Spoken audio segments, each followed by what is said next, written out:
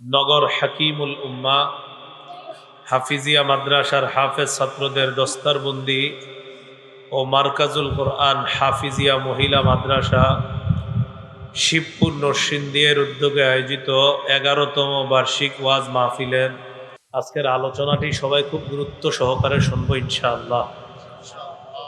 আমি কোরআনের যে আয়াতে কারিমা আপনাদের সামনে তেলাওয়াত করলাম, নবীজির যে হাদিস আপনাদের সামনে পেশ করলাম, আয়াত আর হাদিস যদি সামনে রাখি তো আজকে আলোচনার বিষয়বস্তু দাঁড়ায় একজন আদর্শ সন্তান গঠনে অভিভাবকদের করণীয়।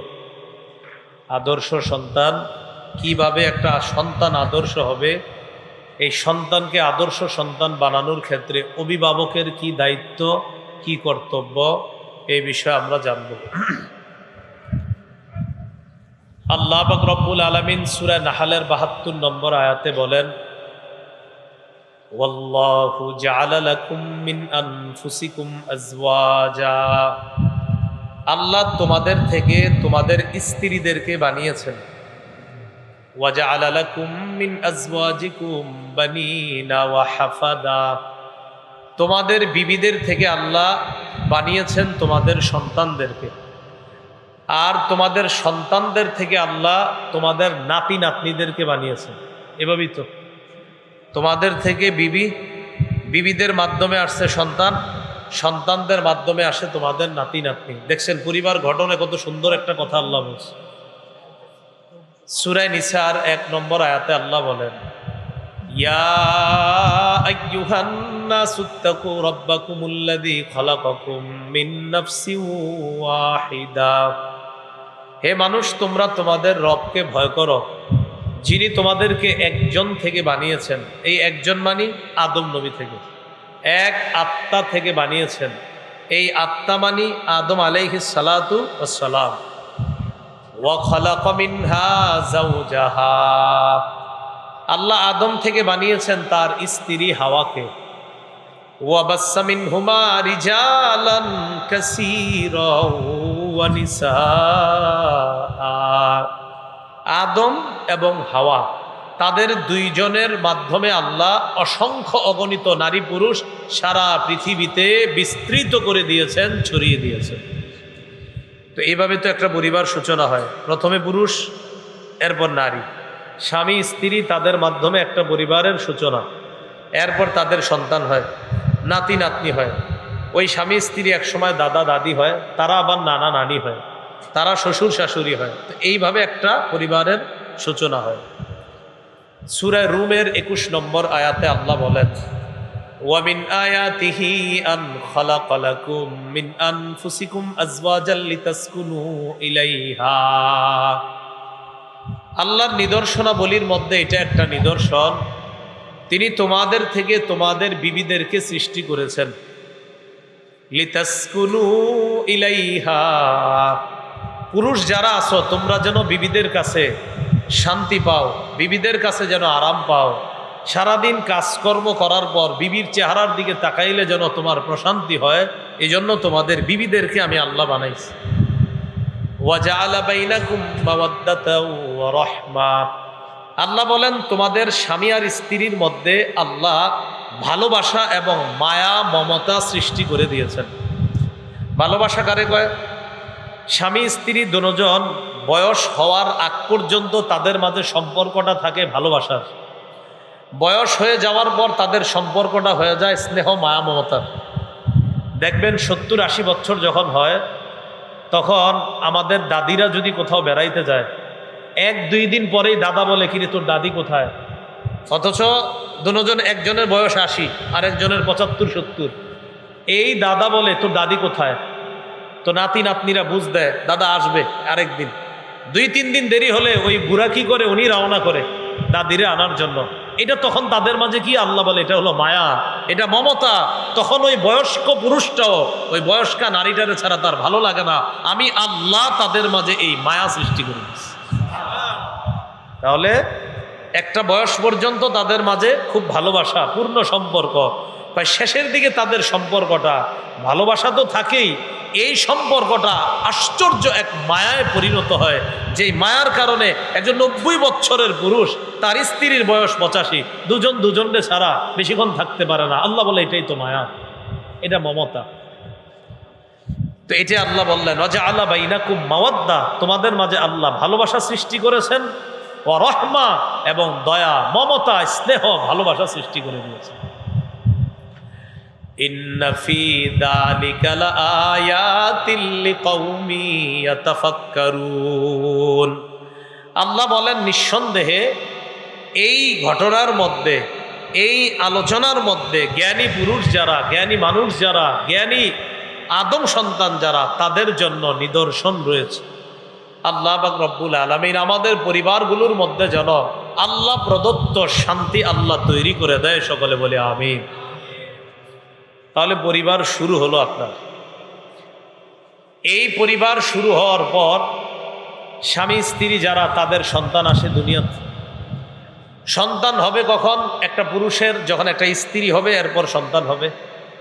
আমরা যারা বাবা আছি, আমাদের দায়িত্ব কি? একটা ছেলেকে বিয়ে করানোর সময় একটা দিনদার মেয়ে তার জন্য নির্বাচন করা।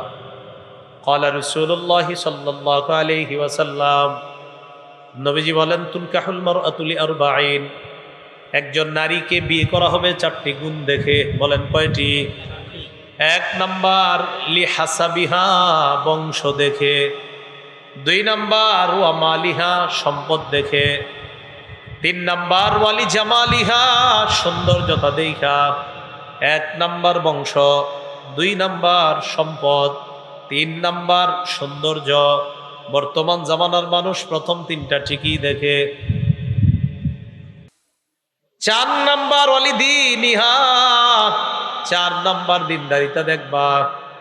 আল্লাহ নবী বলেন ফাসফার বিজাতিদ্দিন, প্রথম 3টা যদি নাও পাও, 4 নাম্বার দিনদারিতা যদি পেয়ে যাও, দিনদারিতা প্রাধান্য দিয়ে এই দিনদার নারীটা বিয়ে করে নাও। তাহলে কয়টা গুণ দেখে বিয়ে করা হবে? 4টা। 1 নাম্বার বংশ, 2 নাম্বার সম্পদ, 3 নাম্বার সৌন্দর্য, 4 নাম্বার দিনদারিতা। নবী বলেন দিনদারিতা প্রাধান্য দিয়ে এই মেয়েটাকে বিয়ে করা হবে, মেয়েটাকে বিয়ে করে নাও। তারিবাত ইয়াদাক, তুমি যদি দিনদারিতা প্রাধান্য না দাও, তাহলে তোমার 2 হাত ধুলোয় দূষরিত হোক, মানে তুমি ধ্বংস হও। নাউজুবিল্লাহ। এখন আমরা যারা আছি যুবক, এখনো যারা বিয়ে করি না, আওয়াজটা কমান। প্রথম যেমন ছিল তেমন করেন। উপরে আওয়াজ মনে বাড়াইছেন, ভাষায় আওয়াজ দিয়েন না, এখানে আওয়াজটা দেন। হ্যাঁ, রাসূলুল্লাহ সাল্লাল্লাহু আলাইহি সাল্লামের সাহাবী আব্দুল্লাহ ইবনে মাসউদ রাদিয়াল্লাহু তাআলা আনহুর বর্ণনা, তিনি বলেন ক্বালা রাসূলুল্লাহ সাল্লাল্লাহু আলাইহি ওয়াসাল্লাম, আল্লাহ নবী বলেন ইয়া মাশারাশ শাবাব, হে যুবকরা, মান ইসতাতা মিনকুমুল বাআতা ফালইয়াতাযাওয়াজ, তোমাদের মধ্যে যারা বিয়ে করার সামর্থ্য রাখে সে যেন বিয়ে করে। ফাইন্নাহু আগাদ্দু লিল বাসারি ওয়া আহসানু লিল ফারজ, বিয়ের 1 নাম্বার উপকারিতা, বিয়ে করলে নজর নিচে থাকে। 2 নাম্বার লজ্জাস্থানের হেফাজত হয়ে যায়। দেখি বুঝে থাকলে বলেন, নজরের গুনাহ বড় না লজ্জাস্থানের গুনাহ বড়? লজ্জাস্থানের গুনাহ জিনা, এটা বড় গুনাহ। নজরের গুনাহ ওইটার চেয়ে ছোট। কিন্তু আল্লাহ নজরের গুনাহ, এটা নবীজি বলেন যে বিয়ের উপকারিতা 1 নাম্বার নজর হেফাজত থাকে, 2 নাম্বার লজ্জাস্থান। আর আল্লাহ কোরআনে বলেন ওয়াকুল্লিল মুমিনিনা ইয়াগুদ্দু মিন আবসারিহিম ওয়া ইয়াহফাজু ফুরুজাহুম, নবী আপনি মুমিন পুরুষদেরকে বলেন তারা যেন তাদের দৃষ্টি, সাউন্ডটা একটু কমান, তারা যেন তাদের দৃষ্টি নিচে রাখে। ওয়া ইয়াহফাজু ফুরুজাহুম, তারা যেন তাদের লজ্জাস্থান হেফাজত করে। তারা যেন তাদের দৃষ্টি নিচে রাখে, লজ্জাস্থান হেফাজত করে। এখানেও আল্লাহ আগে কি নিচে রাখতে বলছে? দৃষ্টি, এরপরে লজ্জাস্থান। নবীও দৃষ্টির কথা আগে বললেন, আল্লাহও দৃষ্টির কথা আগে বললেন। আল্লাহ লজ্জাস্থানের কথা পরে বললেন, নবীও লজ্জাস্থানের কথা পরে বললেন। অথচ গুনাহের মাপকাঠিতে লজ্জাস্থানের গুনাহটা বড় নজরের তুলনায়। আল্লাহ নজরের কথা প্রথমে কেন বললেন? নবী নজরের কথা কেন বললেন? আল্লাহ নজরের কথা এই কারণে বললেন, লজ্জাস্থানের গুনাহের সূচনা হয় নজর দিয়ে, তাই আল্লাহ বললেন তাদেরকে বলেন নজর হেফাজত করতে, তাহলে অটোমেটিক লজ্জাস্থান হেফাজত হয়ে যায়। চোখ বন্ধ করেন তো, 1 সেকেন্ডের জন্য বন্ধ করে আবার খুলে ফেলেন। বন্ধ করছেন সবাই? খুলে ফেলেন। বন্ধ করলে কিছু দেখেন? তাহলে চোখ বন্ধ করলে কিছু দেখি না, ঠিক তো? আমাদের এই দেশের বর্ডার আছে, বর্ডার গার্ড যদি মজবুত থাকে তো দেশ ঠিক থাকে।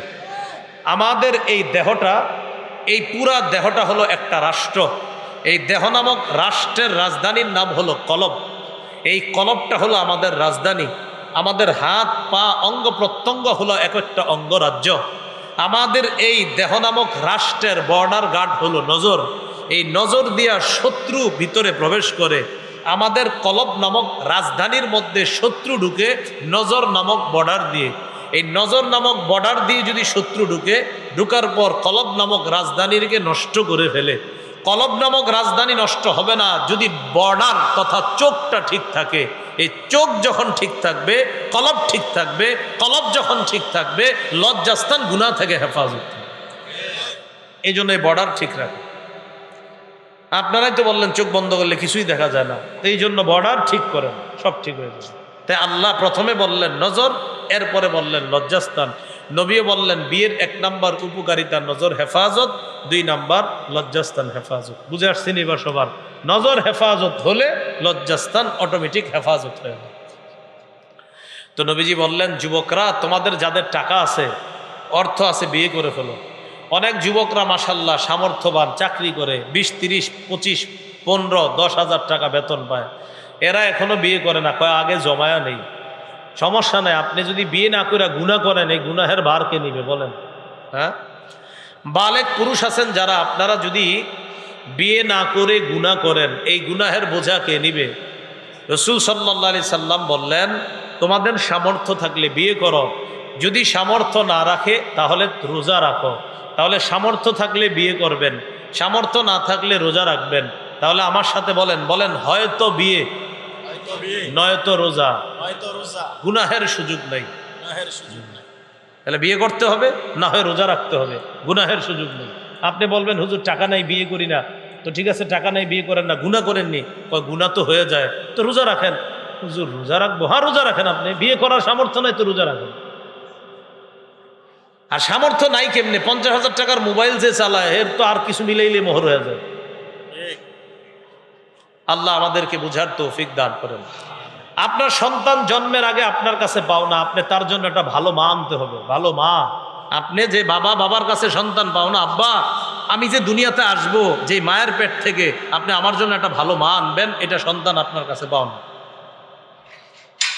এবার স্ত্রী নির্বাচন করলেন। ক্বালা রাসূলুল্লাহ সাল্লাল্লাহু আলাইহি ওয়াসাল্লাম আরবাউম মিনাস সাআদা। আল্লাহ নবী বলেন সৌভাগ্যের লক্ষণ হলো 4টা। জোরে বলেন সৌভাগ্যের লক্ষণ কয়টা? 1 নাম্বার আল মারআতুস সালিহা, নেককার নারী। 2 নাম্বার আল মাসকানুল ওয়াসি', প্রশস্ত বাড়ি। 3 নাম্বার আল মারকাবুল হানি, চলাচলের জন্য সুন্দর একটা গাড়ি। 4 নাম্বার ওয়াল জারুস সালিহ, নেককার প্রতিবেশী। 1 নাম্বার নেককার নারী, 2 নাম্বার বড় একটা বাড়ি, হালাল টাকায়। কি টাকায়? হালাল টাকায়। 3 নাম্বার হালাল টাকায় ভালো একটা গাড়ি। 4 নাম্বার নেককার প্রতিবেশী। মাঝের 2টা অনেকের সামর্থ্য হতে পারে, হতে নাও পারে। বড় বাড়ি আর সুন্দর গাড়ি নাও হতে পারে, সামর্থ্য নাও থাকতে পারে। আওয়াজটা একটু কমান না ভাই, আওয়াজ একটু কমায় দেন, মাইকের আওয়াজ একটু কমায় দেন। বাংলাদেশের সব আলোচক চায় আওয়াজ বাড়াইতে, কিন্তু একজন আলোচক পাইবেন হ্যাঁ খালি কয় আওয়াজ খালি কমান, খালি কমান। আওয়াজ বাড়াইলে কি হয় জানেন? আমার সাথে বলেন ফাটে, বলেন ফাটে, বলেন কি ফাটে, সবাই বলেন কি ফাটে। জানি না, আওয়াজ বাড়লে খালি বুঝবেন ফাটতাছে। কি ফাটতাছে? ফাটতাছে কিছু একটা, গিয়া কাছে দৌড়ে যাইতেছে, হুজুর ফাটাই লাইতেছে। হুজুরে কি ফাটায় এটা তো জানি না কি ফাটায়। আওয়াজ বেশি হওয়ার একটা কথা মনে রাখেন, খালি মনে হবে আপনার হুজুরে ফাটাই লাইতেছে, কি যে ফাটাইতেছে কিচ্ছু বুঝবেন না। আমি আমার জিন্দিগিতে ফাটানো কোনো আওয়াজ যদি শুনছি, আমি শ্রোতাও হই নাই মাহফিলে। এক সময় তো শ্রোতা ছিলাম, এমনি আমি জীবনে এগুলোতে যাইতামও কম, ছাত্র জীবনে তো মাহফিলে যাইতাম না। জিন্দিগিতে একটা মাহফিলে গেছি পুরা ছাত্র জীবনে। মাহফিল মানে বয়ান করার জন্য, শ্রোতা হিসেবে আর কি। ছাত্ররা যাইতো মাহফিলে, আমি পড়াশোনা করতাম। তো আপনার এর পরে আপনার যেটা শ্রোতা যদি আওয়াজ বেশি হয়, তো ওইটার ধারে কাছেও আমি নেই। আওয়াজ ফাটে, বয়ান কি জানি না। আর কম আওয়াজে কি হয় উপকারিতা, বয়ানটা সবার কানে গিয়ে ঢুকে, এটা আর ফাটে না, এটা কানের ভিতরে ঢুকে। রাসূলুল্লাহ সাল্লাল্লাহু আলাইহি সাল্লাম বলেন, সৌভাগ্যের লক্ষণ কয়টা? 4টা। নেককার নারী, প্রশস্ত বাড়ি, যানবাহনের গাড়ি, নেককার প্রতিবেশী। কারো যদি প্রশস্ত বাড়ি আর গাড়ির ব্যবস্থা করার সুযোগ না থাকে, দুইটা যেন অবশ্যই হয়। আল্লাহর কাছে দোয়া করবেন, আল্লাহ আমার বিবি যেন নেককার হয়, আর আমার প্রতিবেশী যেন একজন নেককার প্রতিবেশী হয়। ওপাশে কি বাজার চলতেছে না? হ্যাঁ, ও আচ্ছা আচ্ছা আচ্ছা, আমি ভাবলাম বাজার বন্ধ হয় না এখন। আচ্ছা ঠিক আছে। আজকে মাহফিল না হইলে তো মনে হয় এখানে দুষ্টামি করতো না, ঠিক না? মাহফিল না হইলে আসতো এখানে। এই কথায় অনেক কিছু বুঝাইছি, ভবিষ্যতে বুঝে নিন। মাহফিল না হইলে তো আসতো না এখানে। তো এই জন্য ভবিষ্যতে প্রশাসনিক ব্যবস্থা সুন্দর রাখবেন। মাহফিলের কারণেই তো আসছে নাকি? তার মানে চিল্লানটা হইতেছে মাহফিলের কারণেই, নাহলে তো আর আসতো না। তাহলে মাহফিলের প্রশাসনিক ব্যবস্থা সুন্দর হইতে হবে, যে পাশে কেন চিল্লা চিল্লি হবে, এটা মাহফিল কর্তৃপক্ষ এটা দেখতে হবে। হ্যাঁ, দুইটা যেন অবশ্যই থাকে, নেককার নারী, নেককার প্রতিবেশী। এটা আল্লাহর কাছে দোয়া করা। আপনার বিবি যদি নেককার হয়, প্রতিবেশী যদি নেককার হয়, দুনিয়াটাই আপনার জান্নাত হয়ে যাবে। হতভাগ্যের লক্ষণ হলো 4টা। 1 নাম্বার আলমার আতুসু, অসৎ নারী। ফজরের পর ঝগড়া শুরু হয়, ঘুমের আগে গিয়ে ক্যাসেট বন্ধ হয়। 2 নাম্বার আল মাসকান উদ্দায়িক, সংকীর্ণ বাড়ি। 3 নাম্বার ওয়ালমার কাবুসু, অচল গাড়ি। এই অচল গাড়ি দ্বারা উদ্দেশ্য আবার চলাচলের ব্যবস্থা ভালো না, রাস্তাঘাট ভালো না, এটা উদ্দেশ্য। 4 নাম্বার ওয়াল জারুসু, খারাপ প্রতিবেশী। ফজরের পর নামাজ পড়ে বাড়িতে গেলেন, যাওয়ার পর শুনেন ঝগড়া চলতেছে। কি ব্যাপার, ঝগড়া কিসের? প্রতিবেশী আইসা কয়, আপনার গাছের বরুই কেন আমার চালের উপর পড়ছে? চুরুইস। খারাপ প্রতিবেশী যদি হয়, কোনো কারণে যদি আপনার একটা সুযোগ পায়, শুরু তো শুরু ক্যাসেট, কি লেগে যে ঝগড়া হইতেছে এটা আপনিও জানতেন না, শুরু হইছে। এই জন্য আল্লাহর কাছে খুব দোয়া করবেন, আল্লাহ আমার বিবিটা যেন নেককার হয়, আমার প্রতিবেশীটা যেন ভালো হয়। প্রতিবেশী ভালো হওয়া জরুরি। কেন? প্রতিবেশী যদি ভালো হয়, ফজরের সময় মসজিদে যাওয়ার সময় বলবে, আব্দুর রহমান ভাই মসজিদে যাবেন না, চলেন আপনারা ডাইকে নিন। আল্লাহ আমাদের যাদের বিয়ে করেছি বিবিদেরকে নেককার বানায়া দেন। যারা এখনো বিয়ে করিনি তাদেরকে নেক নারীর ব্যবস্থা আল্লাহ করে দেন। আর যারা বিয়ে করব তারাও যেন নেককার হতে পারে, আল্লাহ তৌফিক দান করেন। قال رسول الله صلى الله عليه وسلم, আল্লাহ নবী বলেন, জাউযু মান তারদাউনা দীনাহু ওয়া খুলুকা। নবীজি বলেন, কোন ছেলের মধ্যে যদি 2টা গুণ পেয়ে যাও, জোরে বলেন কয়টা? কোন ছেলের মধ্যে যদি 2টা গুণ পেয়ে যাও, 1 নাম্বার ছেলেটার দিনদারিতা ভালো, 2 নাম্বার ছেলেটার চরিত্র ভালো, এই ছেলেটার কাছে তোমার মেয়েটাকে বিয়ে দিয়ে দাও। নবীজি বললেন, তোমার মেয়ের জন্য যদি ছেলে দেখো, তখন তো বললাম ছেলের জন্য মেয়ে দেখা। এবার নবী বলতেছেন, তোমার মেয়ের যে ছেলেটার হাতে উঠায়া দিবা, ওর মধ্যে অন্য অন্য গুণ, চাকরি একটা ভালো মাশাল্লাহ ভালো, বেতন পায় মাশাল্লাহ ভালো, কিন্তু দেখবা তার দিনদারিতা আছে কিনা আর তার চরিত্রটা ভালো কিনা। এই 2টা যদি হয়, তুমি তোমার মেয়েটাকে তার কাছে বিয়ে দিয়ে দাও। তাহলে বুঝে আসে না কথাটা? তো এমন গুণওয়ালা আমরা খুঁজবো। ঠিক আছে, চাকরির দরকার, অবশ্যই দরকার, হালাল চাকরি, টাকা পয়সা ইনকাম অবশ্যই জরুরি, কিন্তু দেখবো যে ছেলেটার ইনকামের পাশাপাশি এই 2টা দিক ভালো কিনা, দিনদারিতা আর একটা হলো তার চরিত্র ভালো কিনা। আল্লাহ আমাদের সকলের যাদের মেয়েদের বিয়ে হয় নাই তাদের মেয়ের জন্য সুপাত্র, আর যাদের ছেলেদের বিয়ে হয় নাই তাদের ছেলেদের জন্য আল্লাহ সুপাত্রীর ব্যবস্থা করে দেন। বিয়ে করে বউ ঘরে নিয়ে আসলেন, আসার পর এবার আপনারা সন্তান কামনা করতেছেন আল্লাহর কাছে, যদি কামনা করে। ক্বালা রাসূলুল্লাহ সাল্লাল্লাহু আলাইহি ওয়াসাল্লাম, আল্লাহ নবী বলেন, ইদা আতা আহাদুকুম আহলা, তোমাদের কেউ যখন বিবির কাছে গমন করে, তোমাদের দুইজনের সংসার জীবন শুরু হওয়ার পর তোমরা যদি আল্লাহর কাছে সন্তান কামনা করো, এখন সন্তান কামনা করতে গেলে আল্লাহ প্রদত্ত যেই সম্পর্ক তৈরি করতে হয়, কেউ হাসবো না, শ্রদ্ধার সাথে শুনবো।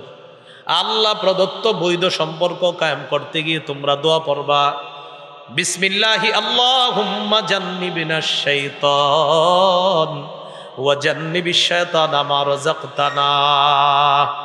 দোয়া পড়বা বিসমিল্লাহি আল্লাহুম্মা জান্নিবিনাশ শাইতান।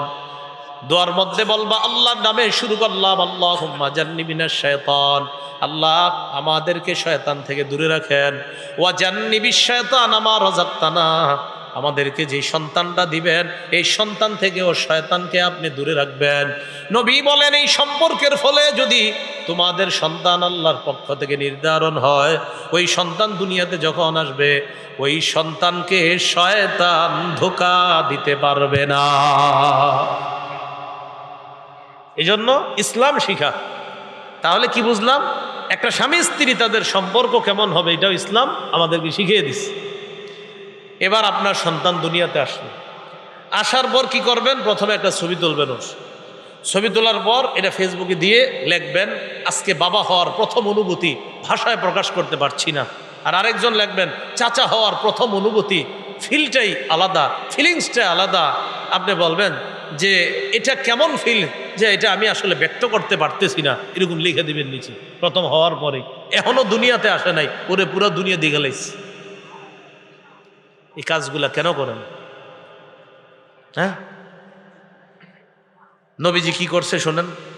আবু দাউদ শরীফের 4105 নম্বর হাদিস, আন উবাইদুল্লাহ ইবনে আবি রাফি রাদিয়াল্লাহু তাআলা আনহু قال رأيت رسول الله صلى الله عليه وسلم أذن في أذن الحسن بن علي بن أبي طالب رضي الله تعالى عنه حين ولدته فاطمة بالصلاة।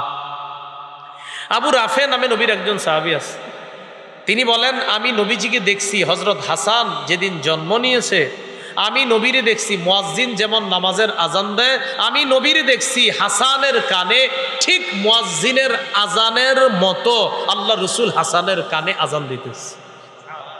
তাহলে প্রথম কাজ কি করা? আজান দেওয়া। মনে থাকবেন ইনশাআল্লাহ, আজান দেওয়া। 2 নাম্বার তাহনিক করানো। বলেন কি করানো? তাহনিক। তাহনিক কাকে বলে আগে বুঝেন একটু। আপনার সন্তানটা হওয়ার পর ইমাম সাহেব বা আল্লাহর ওলি কোনো আলেমের কাছে নিয়ে যাবেন। নিয়ে যাওয়ার পর ওই আলেম একটু থুতু তার মুখে লাগাইয়া দিবে, আর একটু খেজুর নিয়ে যাবেন। ওই খেজুর চাবাবে, চাবানোর পর সামান্য একটু অংশ ওর ভিতরে এই মুখের ভিতরে তালুর উপরে লাগাইয়া দিবে। এটা হলো তাহনিক। এখন ঘটনা হলো বর্তমানে তো আর নেওয়া সম্ভব হয় না, কারণ বর্তমান ম্যাক্সিমামই হসপিটালে হয়, আর এটারে তো আরও 3 দিনের মধ্যে ছাড়বে না। তো এখন কি করা? যদি আপনার পরিচিত কোনো আলেম থাকে, কোনো আল্লাহর ওলি থাকে, বা আপনার ক্লোজ কোনো ইমাম সাহেব, উনি যদি স্বেচ্ছায় যেতে রাজি হয় তাহলে নিয়ে যাবেন। স্বেচ্ছায়, জোর করে না যে আমার মসজিদে চাকরি করে না হ্যাঁ যাই তুই, এরকম না, না গেলে নিবেন না। উনি যদি স্বেচ্ছায় রাজি হয়, কারণ উচিত হলো ওনার কাছে আনা। হাদিসে আছে নবীর কাছে আনছে, নবী গেছে এটা আসে নাই, নবীর কাছে এনেছে এটা আছে হাদিস। তো এখন এই যুগের জন্য আমি বললাম, এখন যেহেতু আর আনা সম্ভব হয় না, তো এই জন্য আপনি যদি এরকম পারেন নিয়ে যাবেন। আর যদি না হুজুর না যায়, খেজুর নিয়ে হুজুরের কাছে যাবেন। যাওয়ার পর বলবেন হুজুর এটা একটু চাবায়া দেন, আমার বাচ্চার মুখে আমি প্রথমে দিব। তো জন্মের আগে হুজুরের থেকে একটু চাবায়া নিলেন বা একটু মধু এনে রাখলেন আপনি, তো আনার পর আপনি বাচ্চার মুখের মধ্যে এটা দিয়ে দিলেন। অথবা বাচ্চাটা হইলো আপনি দৌড়ে গেলেন হুজুরের কাছে, গিয়া হুজুর একটু আপনি মধুটা ছোঁয়া দেন বা খেজুরটা আপনি একটু ছোঁয়া। হাদিসে যেহেতু খেজুর আসছে আমরা খেজুরটাই করি, যে একটা খেজুর নিয়ে গেলেন হুজুর, এটা একটু আপনি নরম খেজুর নিয়ে যাবেন, একটু ইয়ে করে দেন। তো সামান্য একটু অংশ বাচ্চার মুখে দিয়ে দিবেন। এটা প্রথমেই যেন বাচ্চার মুখে খেজুর হয়। মনে থাকবেন ইনশাআল্লাহ। সহিহ বুখারীর বর্ণনা,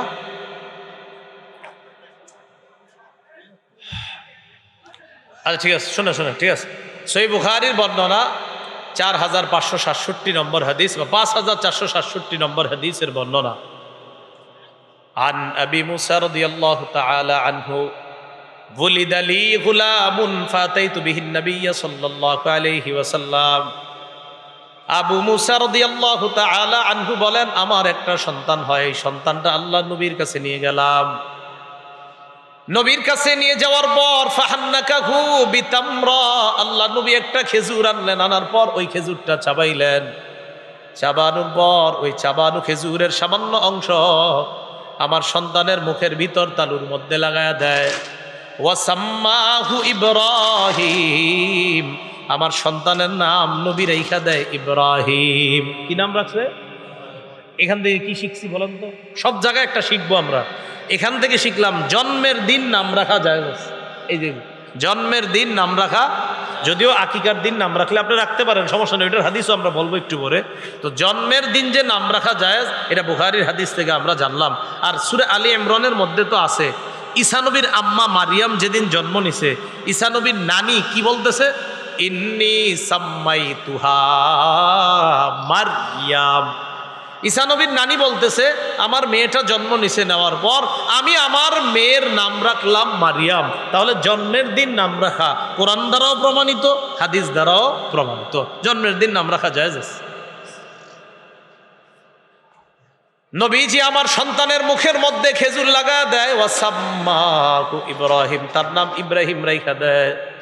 ওয়াদআ লাহু বিল বারাকা, তার জন্য কল্যাণের দোয়া করে। দফাআহু ইলাইয়া, এরপর আমার কাছে দিয়ে দেয়। ওয়া কানা আকবার ওয়ালাদি আবি মূসা, এই সন্তানটা হলো আবু মুসার বড় সন্তান। তাহলে প্রথম সন্তানটা নবীর কাছে তাহনিক করাইছে। সাধারণ জনগণ সবাই যারা আছি বলেন, এই যে কর্মটা শিখলাম এটার নাম তাহনিক। বলেন কি নাম? তাহনিক। এ হলো 2 নাম্বার কাজ। 3 নাম্বার, ওই বাচ্চাটারে আমরা যারা দেখতে যাব, দেখতে গিয়ে ওর জন্য দোয়া করব, ওর বাবা মার জন্য দোয়া করব। এখন পদ্ধতিটা কি হবে শোনেন। আমরা পুরুষ যারা আছি আমরা বাবার জন্য বাবার সামনে গিয়ে দেখা করব, তার সাথে দোয়া করব তার জন্য।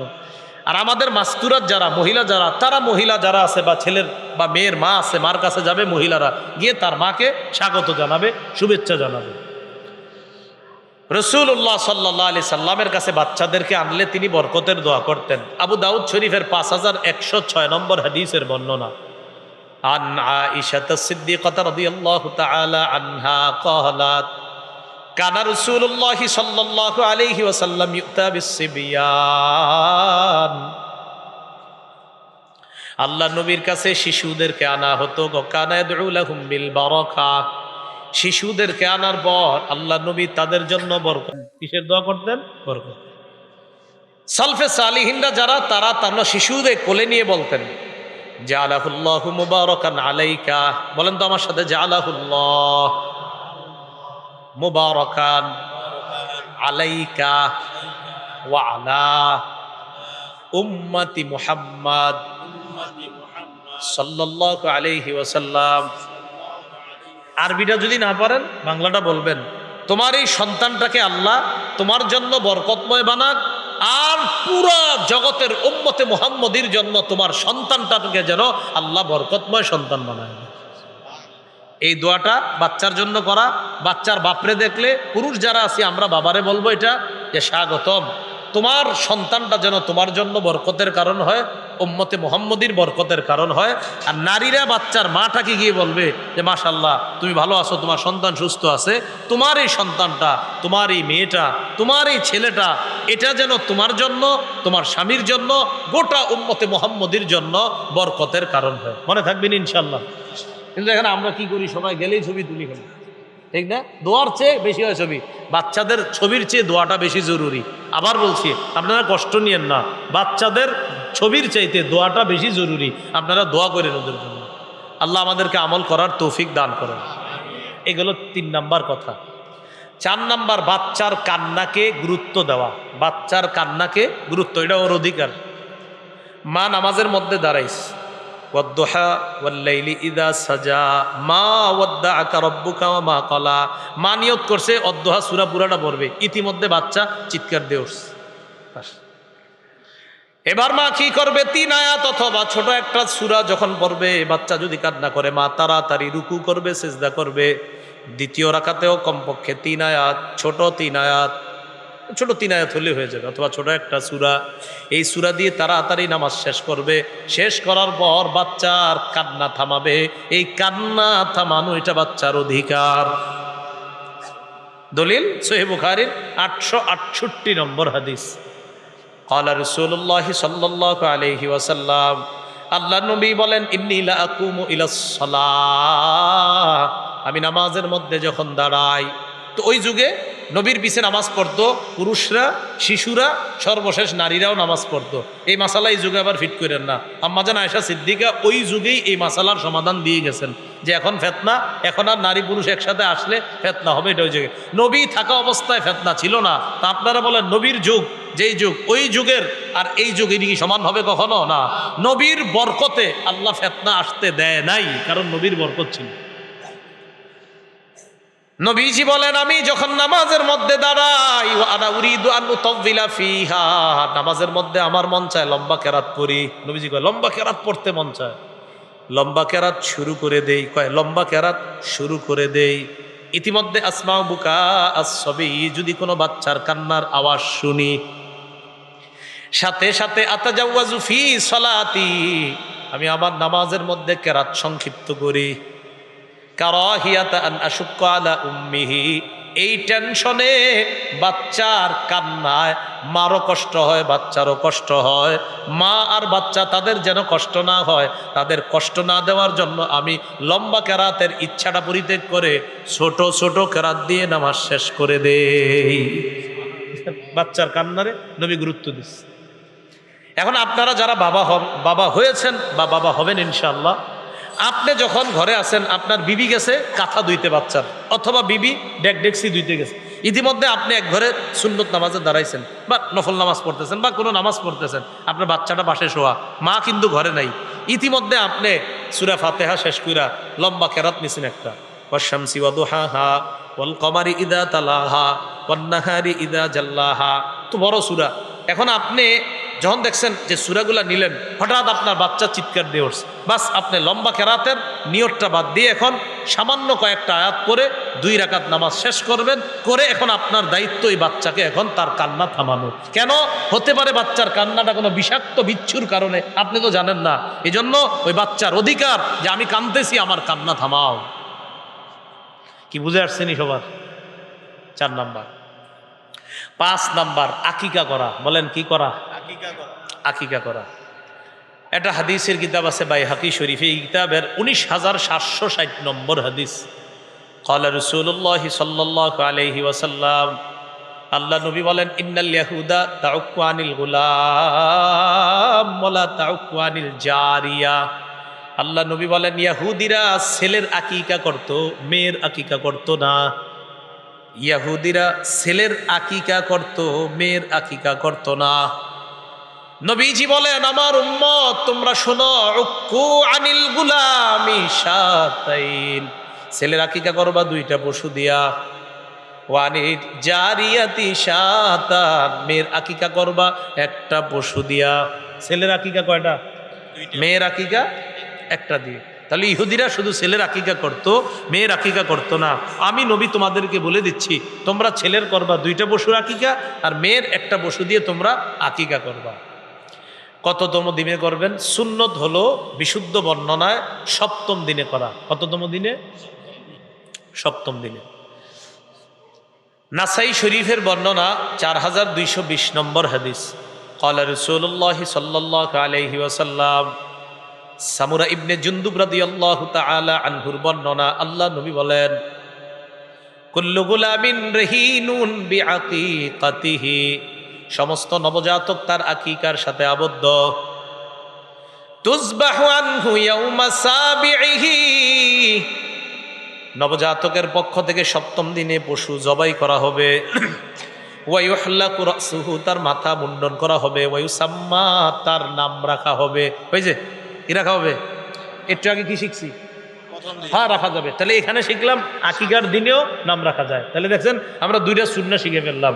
কেউ যদি জন্মের দিনে রেখে ফেলে, কথার কথা, একজন আল্লাহর ওলি আপনার ঘরে আসছে, তো আল্লাহর ওলি বলল, সন্তান হয়েছে তোমার? হ্যাঁ। কবে? তো আপনি বললেন আজকে হয়েছে। তো আল্লাহর ওলি বলে দিলেন আজকে হয়েছে? হ্যাঁ, ঠিক আছে, তোমার ছেলের নাম এটা রাখো। হুজুর বলে গেলেন কোন একজন আল্লাহ। তো আপনি কি করবেন?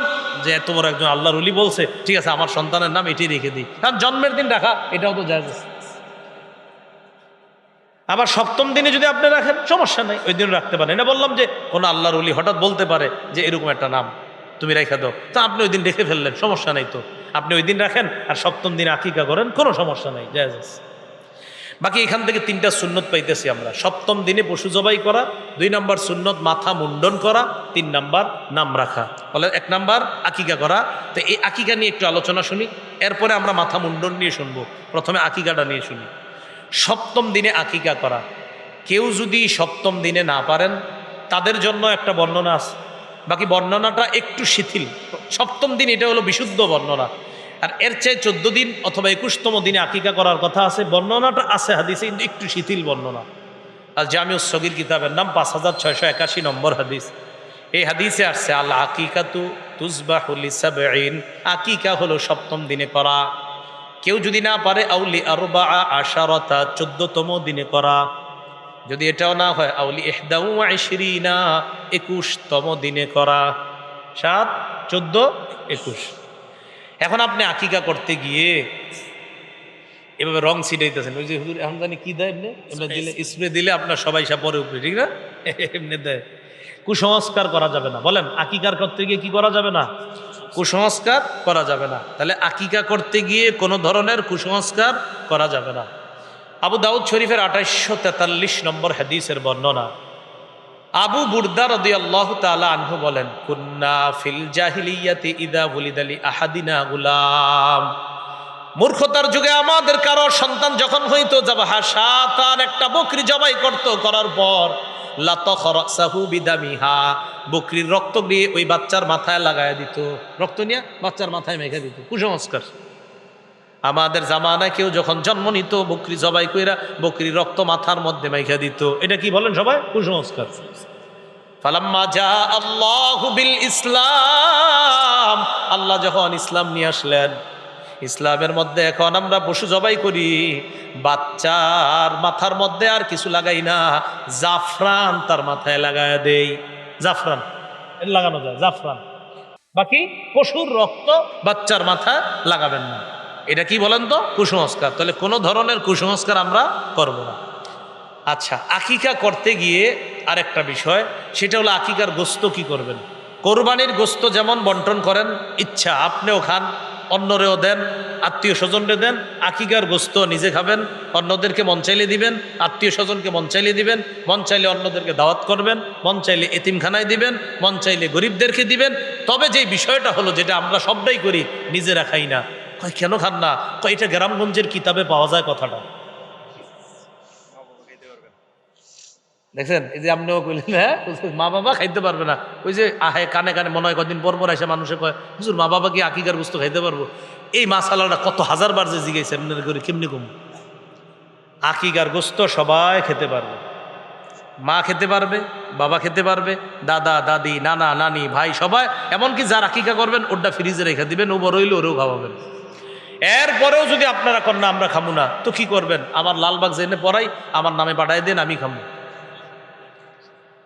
মানে আমি কিনলে বললাম, কারণ আপনারা তো খান না, তো আমার এই দিয়ে আমি খাবো। ভালো জিনিস কেন খাবেন না? এই জন্য বললাম। আল্লাহ আমাদেরকে বুঝার তৌফিক দান করেন। তাহলে এটা ঘৃণা না করা, নাউজুবিল্লাহ। এটা একটা হালাল জিনিস, হালাল খাদ্য, এটা খাবেন। এটা আমি তো খুব আনন্দ নিয়ে খাই। ছেলেটা বলবেন, মেয়েটা বলবেন, আমার ভাতিজা ভাতিজি সবার, এইগুলা যে আমি কত আনন্দ নিয়ে খাইছি। মানে কেন? যে সমাজের কুসংস্কার রোধ করার জন্য দেখায় দেখায় খাইছি। মনে থাকবেনি সবার? তাহলে এটা সবাই খেতে পারবে।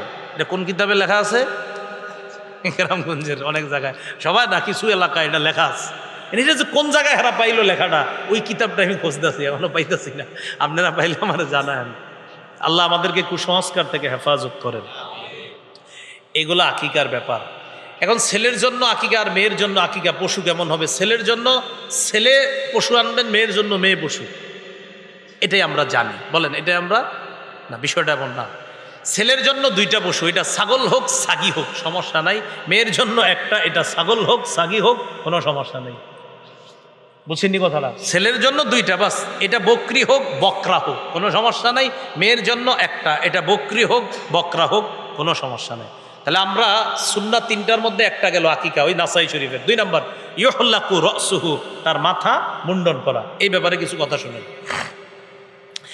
মাথা মুন্ডন করার পর এই মাথা মুন্ডন করে সপ্তমতম দিনের চুলটা একটা টিস্যুর মধ্যে অথবা ছোট্ট একটা পলিথিনের মধ্যে রেখে দিবেন। রেখে দিয়ে যদি সুযোগ পান ওই দিনে স্বর্ণকারের দোকানে চলে যান। যাওয়ার পর ছোট্ট ছোট্ট পাল্লাগুলো আছে না ওনাদের, এক পাল্লায় চুলটা রাখবেন আর এক পাল্লায় রূপা রাখবেন। সামর্থ্য বেশি হলে স্বর্ণ রাখেন, সমস্যা নেই। বাকি হাদিসে রূপার কথা আসছে, যেন রূপাটা বললাম। আপনি এক পাল্লায় চুল আর এক পাল্লায় রূপা রাখলেন। রাখার পর এই দোনোটা মাপবেন। মাপার পর চুল পরিমাণ রূপা অথবা ওই রূপা পরিমাণ অর্থটা সৎকা করে দিবেন। সর্বোচ্চ 1000 টাকা হবে বা 1200-1500 হইতে পারে।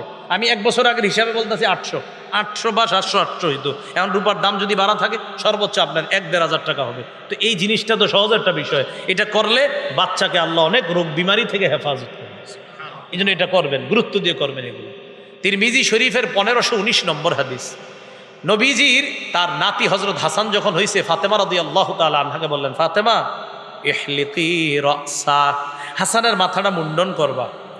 ওয়া তাসাদ্দাকি বিজিনাতি শারিহি ফিদ্দাতান, হাসানের চুলগুলা মাপবা। মাপার পর ওই চুল পরিমাণ রূপা আল্লাহর রাস্তায় সদকা করে দিবা। হযরত আলী বলেন, ফাওয়াজানতুহু ফাকানা ওজনুহু দিরহামান আও বা'দা দিরহাম। হাসানের 7ম দিনের চুলগুলা আমি ওজন করলাম। ওজন করার পর দেখি ওই চুলের পরিমাণ হয়েছে 1 দেরহাম অথবা 1 দেরহামের কাছাকাছি। 1 দেরহাম রূপা, 1 দেরহাম রূপা বেশি না মূল্য, 1 দেরহামের। এটা হাসানের চুলের রাদিয়াল্লাহু তাআলা তার চুলের পরিমাণ হয়েছে এতটুকু। তো আমাদের দেশের চুলের পরিমাণ যতটুকু হবে বাস ওই পরিমাণ রূপা সৎকা করে দিল। এগুলো মাথা মুন্ডনের ব্যাপারে, চুল ওজন করার কথা। আরেকটা বিষয়, মাথা যখন মুন্ডন করবেন, বা আমাদের বাংলাদেশে কামানো বলা হয়, মাথা কামাইলে অর্ধেক কামায় অর্ধেক রেখা দিবেন না। কথা বুঝছেন? কিছু কামায় কিছু রেখা দেয়। এখন তো বাচ্চারা না, এখন আমাদের দেশের 25 বছরের শিশুরা এরকম করে। 25 বছরের 30 বছরের শিশুরা এই খেলোয়াড়দের সাথে মিল রেখা এই যে কি করে আপনি এটাই বুঝবেন না। হাদিস কম উদাহরণ, আগে হাদিসটা পরে কই, আগে আপনার রুচিরে আমি জিজ্ঞাসা করি, আপনাদের রুচিরে।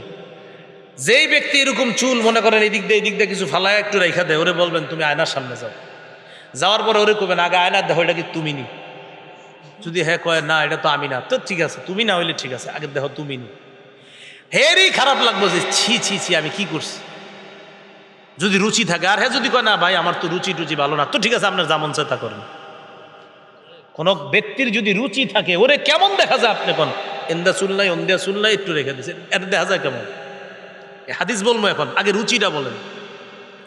আমারে যদি আপনারা বলেন যে রুচি তো কয় না, এটা কিরকম দেখা যায়, এটা রুচিরও তো ব্যাপার স্যাপার থাকে। এবার হাদিস শুনুন, তিরমিজি শরীফের 3637 হাদিসটা সারা জীবন মনে রাখেন। 3637 কত? 3637 কেমন হয়? 3637 না, ও ইবনে মাজার হাদিস, তিরমিজি না, ইবনে মাজার। 3637 মানে 3637, এটা মনে রাখবেন। আর আপনার যে বন্ধুরা অমুক খেলোয়াড়ের লোক মিল রেখা করে, ওরে বলবেন এদিকে আসো, ইবনে মাজার 3637টা শুনে নাও। এটা আবার কি, মানে এটা একটা হাদিস নাম্বার। আর আব্দুল্লাহ ইবনে উমর রাদিয়াল্লাহু তাআলা আনহুমা قال নাহা রাসূলুল্লাহ সাল্লাল্লাহু আলাইহি ওয়াসাল্লাম আনিল কাযা, আল্লাহর নবী কাযা করতে নিষেধ করেছেন। বলেন কাযা। ছাত্ররা প্রশ্ন করলেন কাযা কি জিনিস? আব্দুল্লাহ ইবনে ওমর জবাব দিয়ে দিলেন, আইয়ুহলাকা মিন রাসিস সাবিগি মাকান, শিশুর মাথার চুল অর্ধেক কামানো, ওয়ুত্রকা মাকান আরেক অর্ধেক রেখা দেওয়া, এটাকে বলা হয় কাযা। কিছু চুল ফালানো, কিছু চুল রেখা দেওয়া, এটাকে বলা হয় কাযা। তো বলেন এই যুগে কি এটা শিশুরা না বিভিন্ন খেলোয়াড়রাও করে? খেলোয়াড়দের সাথে মিল রেখা, শহরের কথা বলতেছি, দেশ গ্রামে জানি না, ওই খেলোয়াড়দের সাথে মিল রেখা শহরে মাঝে মাঝে এই জাতীয় শিশুদেরকে পাওয়া যায় 25-30 বছরের। আল্লাহ আমাদেরকে হেফাজত করেন। নবীর যুগে এক ঘটনা ঘটে গেছে। নবীজি একদিন এক শিশুরে দেহে ওর মাথায় এরকম আবু দাউদ শরীফের 4195 নম্বর হাদিস। আন্না রাসূলুল্লাহ সাল্লাল্লাহু আলাইহি ওয়াসাল্লাম রাআ সাবিয়্যা, নবী এক শিশুরে দেখছে, কদ খুলিকা বাদু শারিহি, তার মাথার চুল কিছু মুন্ডন করা হয়েছে, ওয়া তুরিকা বাদুহু, কিছু রাইখা দিছে। তোমার আব্বা আম্মাকে ডাকছে, পরিবারের ডাইকা কয় কি করছো এগুলা? নবীজি বললেন ইহলিকুহু কুল্লা আও ইতরুকুহু কুল্লা, মাথা মুন্ডন করলে পুরাটা করবা, মুন্ডন না করলে পুরা চুলগুলা রাইখা দিবা। মুন্ডন করলে পুরা মাথা মুন্ডন করবা, মুন্ডন না করলে পুরা মাথার চুলগুলা রেখা দিবা।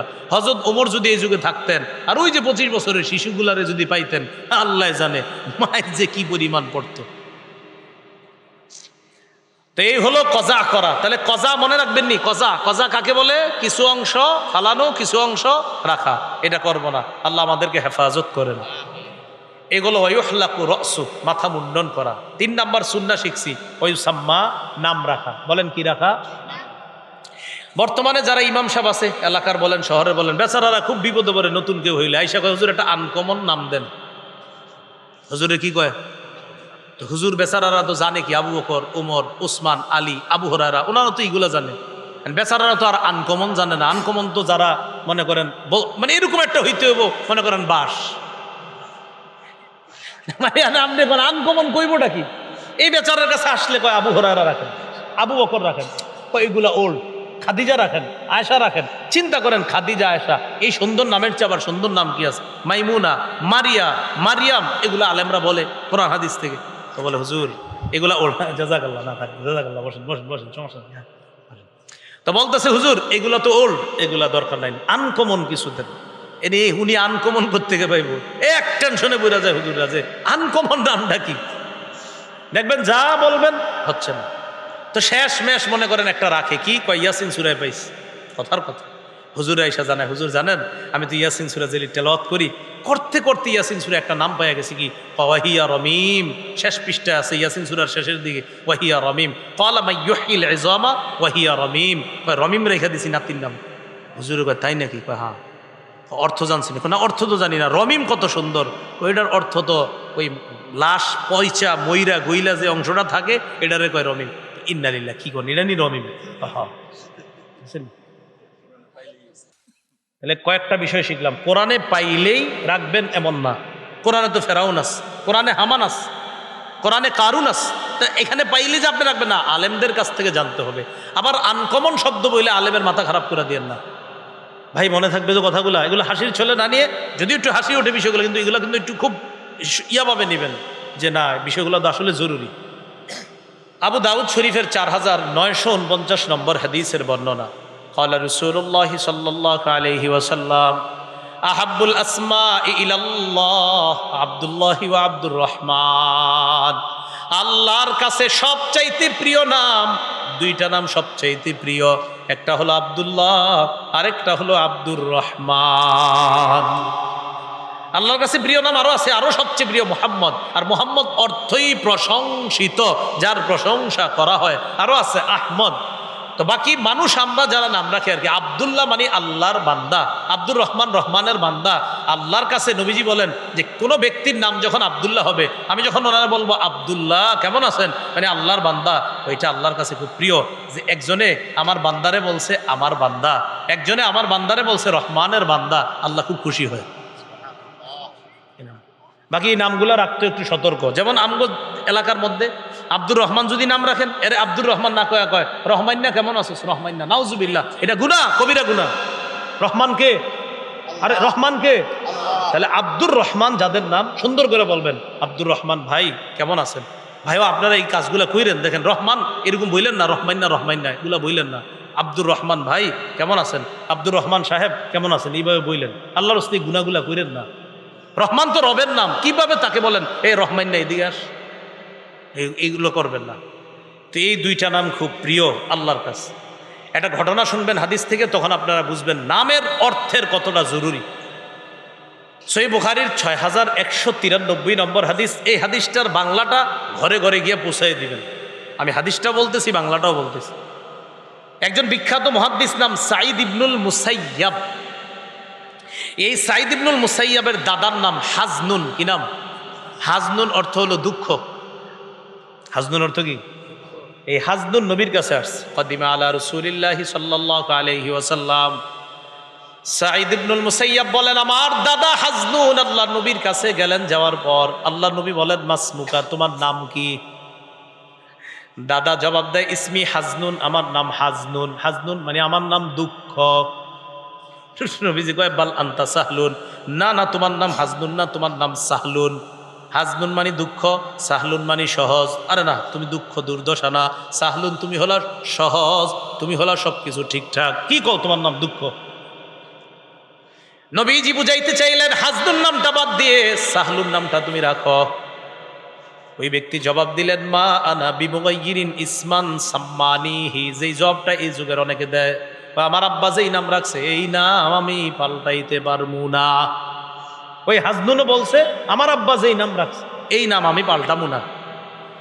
নাতি সাঈদ ইবনুল মুসাইয়াব বিশাল বড় এক মুহাদ্দিস, বিখ্যাত মুহাদ্দিস, হাদিসের ভান্ডার, ফিকহের ভান্ডার যার ভিতরে।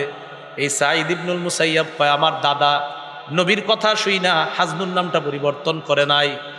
ফামা জালাতিল হুজুনাতু ফিনা বাদু, আমাদের বংশের মধ্যে সারা জীবন দুঃখ লেগেই থাকতো, দুঃখ লেগেই থাকতো ওই নবীর কথা না শোনার কারণে। দেখছেন, দুঃখ লেগে, নামের অর্থ দুঃখ। নবী কইছে নাম পাল্টাও, না হুজুর আব্বা রাখছে পাল্টাবো না। তো ঠিক আছে, নবীর কথা শুই না, পাল্টায় নাই। কয় আমাদের বংশে সারা জীবন দুঃখ লেগেই থাকতো, এজন্য নাম নির্বাচনে সতর্কতা অবলম্বন করা। আপনার সন্তানের এমন নাম যেন না হয় যে নামটার অর্থ খুব খারাপ। আবার আনকমন খুঁজতে গিয়ে এমন নাম আপনি চয়ন করেন না যেটার অর্থ ভয়ঙ্করতম হয়ে যায়। আল্লাহ আমাদের সকলকে সতর্কতা অবলম্বন করার তৌফিক দান করেন। তাহলে কি শিখলাম? নামটা রাখা, সুন্দর নাম রাখা। তাহলে সপ্তম দিনের কিছু আমল জানলাম। 1 নাম্বার আকিকা করা, 2 নাম্বার মাথা মুন্ডন করা, 3 নাম্বার নাম রাখা। আর নাম রাখার ব্যাপারে আবার সুন্নাহ শিখছি আমরা, সপ্তম দিনেও রাখা যায়, আবার কেউ যদি চায় প্রথম দিনে রাখারও বৈধতা আছে, এটা কোনো সমস্যা নাই। মনে থাকবেন ইনশাআল্লাহ। 6 নাম্বার তালিমুত তাওহীদ, সন্তানকে তাওহীদ শিক্ষা দিবেন। বলেন কি শিক্ষা দিবেন? আল্লাহর একত্ববাদ। আস্তে আস্তে বড় হলো, কথাবার্তা কিছু শিখতেছে।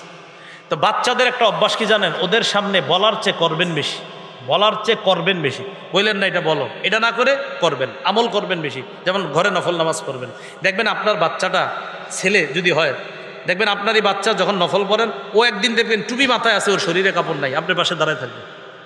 শরীরে কিন্তু হজরতের কাপড় নাই, আপনার পাশে এসে দাঁড়াইছে, ওই দিক চাইব ওই দিক চাইব, ওই যে আপনারা দেখে বারবার দাঁড়ান। তো এই জন্য কি বুঝলাম, বাচ্চারা আমলটারে বেশি নেয় কথার চেয়ে। ওরা যদি বলেন করো, করবে না, ওরা যদি বলেন খাও, খাবে না। মানে ওরা খালি উল্টা গতিতে চলে। আপনি কিন্তু আমল যখন দেখাবেন, আল্লাহ আকবার, ওর সামনে নামাজ পড়বেন, কিছু বললেন না, 1 দিন 2 দিন 3 দিনের দিন দেখবেন আপনার সাথে যায় নামাজে বসে দাঁড়ায়। আবার মুনাজাত ধরবেন না, ও আপনার সাথে মুনাজাত ধরবে, শরীরে কিন্তু কাপড় নাই, মুনাজাত সব ঠিক আছে। তাহলে এই বিষয়টা কি বুঝলাম? আমাদের ঘরটা পরিবেশ করা দরকার। মা বাবা, যেমন মা, এই জায়গায় মা বোনরা আমার আলোচনা শুনতেছেন, যে মহিলা মাদ্রাসা আলোচনা, হয়তো মাদ্রাসায় নারীর আওয়াজ। তো মা বোনরা কি করবেন? বাচ্চা সন্তানদের পাশে বৈশা বৈশা কোরআন তেলাওয়াত করবেন, কিছু বললেন না। কুল হুয়াল্লাহু আহাদ আল্লাহুস সামাদ আলহামদুলিল্লাহি রাব্বিল আলামিন আর রহমানির রহিম। একদিন বাচ্চা দেখবেন বলবে আলহামদুলিল্লাহি রাব্বিল আলামিন আর রহমানির রহিম ওয়ালাদ-দাল্লিন, মাঝখানে ডের কইব না, ও যে কি কইব জানে না, কিন্তু কিছু কইব। এরকম হয় না? দেখবেন আগামাতা ঠিক রাখে না, কিন্তু কইতেছে ওয়ালাদ-দাল্লিন, মালিকি ইয়াউমিদ, ওয়ালাদ-দাল্লিনের পরে মালিকি ইয়াউমিদ্দিন পড়বে, এরপরে আর রহমানির রহিম পড়বে। বোঝা যায় কি? বোঝা যায় আপনার এই ঘরের পরিবেশটা ওর ভিতরে ঢুকতেছে। ভাইও কথাগুলো মনে থাকবেনি? তো 6 নাম্বার তাওহীদ শিক্ষা দেওয়া। তাওহীদটা কিভাবে? আপনি নামাজের পর মনে করেন বৈশা বৈশা পড়তেছেন লা ইলাহা ইল্লাল্লাহ, 1 দিন 2 দিন পরে ও দেখবেন আপনার সাথে সাথে ঝুঁকতেছে, আপনার সাথে ঝুঁকবে। এই বাচ্চারা হলো এইগুলা নেয় বেশি। সেই জন্য পরিবেশ তৈরি করেন, আস্তে আস্তে ওরে শিখে, হঠাৎ ওর মুখ দিয়েও বের হবে লা ইলাহা ইল্লাল্লাহ। এই তো তাওহীদ, ওর সবক শুরু হয়ে গেল। তো 6 নাম্বার তাওহীদ শিক্ষা দেওয়া, আল্লাহর একত্ববাদ শিক্ষা দেওয়া। 7 নাম্বার তালিমুল কোরআন, সন্তানকে কোরআন শিখানো। বলেন কি শিখানো? কোরআন শিখানো। কোরআন শিক্ষার ক্ষেত্রে সর্বশ্রেষ্ঠ শিক্ষিকা হবে মা। কে? মা। এই জন্য ওই যে আগে বলছি, আপনার স্ত্রী যে যারা আনবেন তিনি যেন দিনদার হয়, নেককার হয়, কোরআন পড়তে পারে, এরকম হইলে বিষয়টা সহজ হয়ে যায়। এখনও যদি আপনার বিবির কোরআন শুদ্ধভাবে না হয়, বিবিরে কোনো মহিলা শিক্ষিকা রাইখা কোরআন পড়ান, ব্যবস্থা করেন। আপনার সন্তান যেন তার মার কাছ থেকে প্রথম সবকটা গ্রহণ করতে পারে। রাসূলুল্লাহ সাল্লাল্লাহু আলাইহি সাল্লাম বলেন, তাআল্লামুল কোরআন, তোমরা কোরআন শিখো, ওয়াল্লিমু, এবং কোরআন শিখাও। আরেক বর্ণনা আসছে তাআল্লামুল ফরাইজ, তোমরা ফরজ বিদ্যা যেগুলো আছে এগুলো তোমরা শিক্ষা করো। এক জায়গায় বলছে তাআল্লামুল ফরাইজ ওয়াল কোরআন, ফরজ বিদ্যা আর কোরআনটা শিক্ষা করো। আরেক বর্ণনা আসছে অন্যকে শিখাও। আরেক বর্ণনা আসছে আল্লিমু আওলাদাকুম, সন্তানদেরকে শিখাও। ফাইন্নি মাকবুজ, আমি নবী চিরদিন থাকবো না, তোমাদের দায়িত্ব তোমরা এই শিক্ষাটা দিবা সন্তানকে। সন্তানকে যখন আপনি কোরআন শিক্ষা দিবেন, ওর মধ্যে যখন কোরআন চর্চার একটা যোগ্যতা শুরু হবে, আমরা মুসলমান, আমাদের ধর্মীয় গ্রন্থের নাম কি? তো কোরআনটা আমরা পড়বো না, কে পড়বে বলেন? এই জন্য বাচ্চাকে কোরআন শিক্ষা দেওয়া। ক্বালা রাসূলুল্লাহি সাল্লাল্লাহু আলাইহি ওয়াসাল্লাম খায়রুকুম মান তাআল্লামাল কুরআনা ওয়া আল্লামা, তোমাদের মধ্যে সর্বোত্তম ওই ব্যক্তি যে কোরআন শিখে অন্যকে শিখায়। বাবা যে আছেন, মা যে আছেন, এই হাদিসের অন্তর্ভুক্ত হতে পারেন। বাবার কোরআন পড়া শুদ্ধ, সন্তানরে বাবা কোরআন শিখায়। মায়ের কোরআন পড়া শুদ্ধ, সন্তানকে মা কোরআন শিখায়। আল্লাহ নবী বলেন, এই মা দুনিয়ার শ্রেষ্ঠ আর ওই সন্তান দুনিয়ার শ্রেষ্ঠ। শিখান। সব যে হুজুর, আপনার হুজুর তো করবে কখন? 4 বছর 5 বছর পরেই না হুজুরের কাছে দিবেন মাদ্রাসায়। তো এর আগে বাচ্চাটারে আস্তে আস্তে তো আপনি শিখাবেন। তো আপনি ওই হাদিসের ফজিলতটা যেন আল্লাহ আপনারে দান করেন, এই চেষ্টা করবো, বলেন ইনশাআল্লাহ। 8 নাম্বার, নামাজের আদেশ করা। বলেন কিসের আদেশ করা? 7 বছর বয়স হবে যখন, তখন নামাজের কথা বলবেন। তো এই জন্য বলছি, আগে থেকে ওরে যোগ্যতা তৈরি করেন। ওই যে নামাজ পড়বেন ওর সামনে, ও দেখবেন নামাজ পড়বে, ও দেখবেন নামাজ পড়বে। প্রতিদিন দেখবেন জোহরের সময় আমি প্রতিদিন মসজিদে যাই, আমার বাচ্চা ছেলে আছে আপনি 3 বছরের কাছাকাছি, প্রতিদিন ওই টাইমে আমিও যাব। মাঝে মাঝে নিতে চাই না। তো আমার কথা হলো, ওই সময় যাইতে চায়। একটা হলো ইবলিসও খোঁচা দিতে পারে, যে জ্বালা যেন এই জামাত গিয়া ধরতে না পারে। আমি ইবলিস রে কই, তুমি খোঁচা দিবা, ওরে কোলে করে মসজিদে নিয়ে যাই, খোঁচার সুযোগ নেই। বুঝেন নাই? প্যাম্পাস পরা মসজিদে নিয়ে যায়, ওই ইবলিস খোঁজা দিয়ে চাইবো আমার জামাত ছুটাইতে। না না ইবলিস সাহেব, আপনি খোঁজা টোজা দিয়েন না, এরে নিয়ে যাবো। তো এখন আলহামদুলিল্লাহ যেতে যেতে প্রতিদিন জোহরের সময় বাস কান্না শুরু করে ঘরের মধ্যে, আমি মসজিদে যাব, আমি মসজিদে যাব। এটা আপনাদেরকে শুধু শিক্ষার জন্য বলছি। এই পরিবেশগুলা তৈরি করেন, আল্লাহ তৌফিক দান করেন। ক্বালা রাসূলুল্লাহি সাল্লাল্লাহু আলাইহি ওয়াসাল্লাম, আল্লাহ নবী বলেন, মুরু আওলাদাকুম বিসসালাহ। খুতবায় যে হাদিসটা বলছে, তোমরা তোমাদের সন্তানদেরকে নামাজের আদেশ করো। ওয়াহুম আবনাউ সাবঈ সিনিনা, তাদের বয়স যখন 7। ওয়াদরিবুহুম আলাইহা ওয়াহুম আবনাউ 10 সিনিন, সন্তানদেরকে নামাজের ব্যাপারে মৃদু আঘাত করো যখন তাদের বয়স হয় 10। মৃদু আঘাত, হালকা আঘাত করবেন যখন তাদের বয়স হয় কত? 10। ওয়াফাররিকু বাইনাহুম বিল মাদাজি, তাদের বিছানা আলাদা করে দিবা 7 বছর পর। 2 ছেলেরও এক বিছানায় দিবেন না, ভাই বোনরে তো দিবেনই না, 2 ছেলেকেও এক বিছানা রাখবেন না। লজ্জা নিয়ে আমার একটা ওয়াজ আছে, দেখবেন 1-1.5 ঘন্টার মতো লজ্জা, শুধু লজ্জা। ওই জায়গায় আনছি এই বর্ণনাটা।